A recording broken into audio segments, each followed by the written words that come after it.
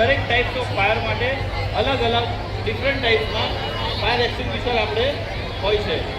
હાલ અત્યારે આપણે ફક્ત જોઈશું કે એબીસી ટાઈપ ફાયર એક્સટિંગ્વિશર અને CO2 ટાઈપ ફાયર એક્સટિંગ્વિશર, કે આ બે જ અત્યારે આપણે રહેણાંક હોય, રેસિડન્સ હોય કે કોઈ પણ જગ્યા હોય તે આ બે જ પ્રકારના ફાયર એક્સટિંગ્વિશર આપણે મલ્ટીપર્પઝમાં યુઝ કરતા હોય છે.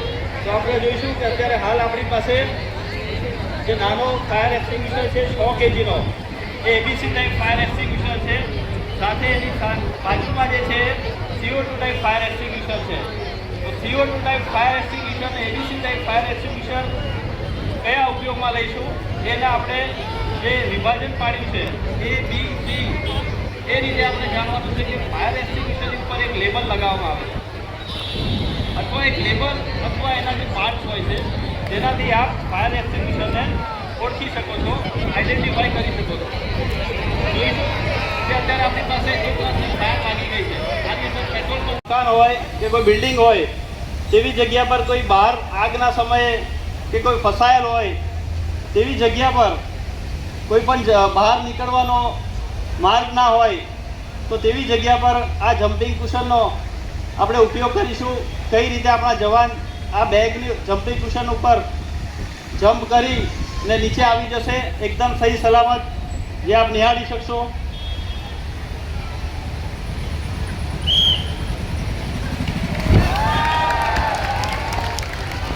આપ જોઈ શકો છો એકદમ સહી સલામત આ જમ્પિંગ કુશનની ઉપર જમ્પ મારી આવી ગયા છે. આ જમ્પિંગ કુશનની ઉપર એક સર્કલ કરેલું હોય છે, એ સર્કલની ઉપર જ કૂદવાનું હોય છે જેથી આપણને કોઈ પણ પ્રકારની ઈજા થતી નથી. આગળ વધતા જોઈશું કે જ્યારે રેગ્યુલેટરની અંદરથી ગેસ લીકેજ હોય જ્યારે આગ લાગે છે ત્યારે કઈ રીતે આપણે તેને ઓલવી શકીએ છીએ.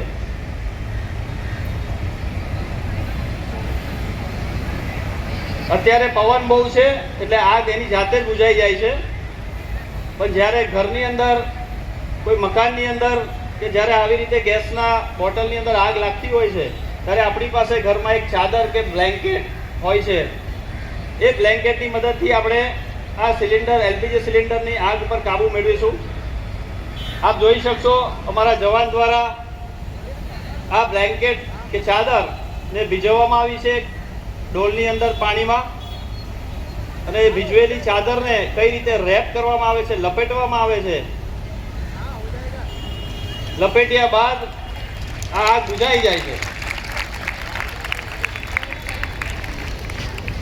હવે આપણે જણાવીશ કે કેમ આવું થયું, કે આગ કઈ રીતે બુઝાઈ ગઈ.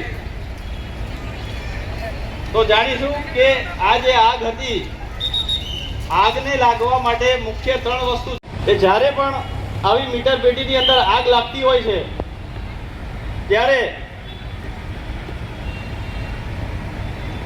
આપ જોઈ શકો છો હાલ અત્યારે આપણે મીટર પેટીની અંદર આગ લાગી ગઈ છે.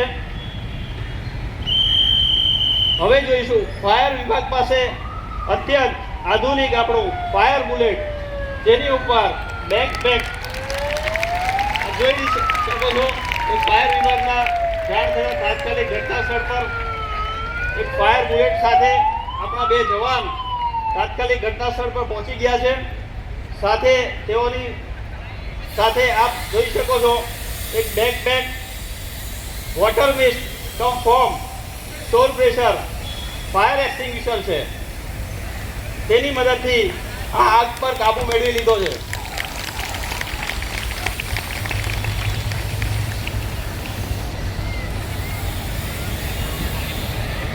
ખૂબ સરસ. જવાનો માટે આપણે તાળીઓથી વધાવીશું.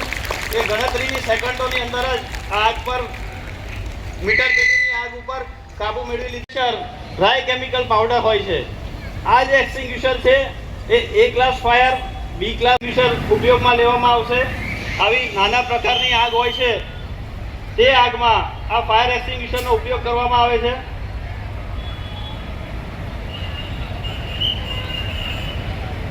જોઈ શકો છો ગણતરીની સેકન્ડોની અંદર જ આ જે આગ હતી. મહેરબાન એએસઆઈએસપી ના સૂચન તેમજ સુરત મહાનગરપાલિકાના ફાયર એન્ડ ઇમરજન્સી વિભાગના ફાયર ઓફિસર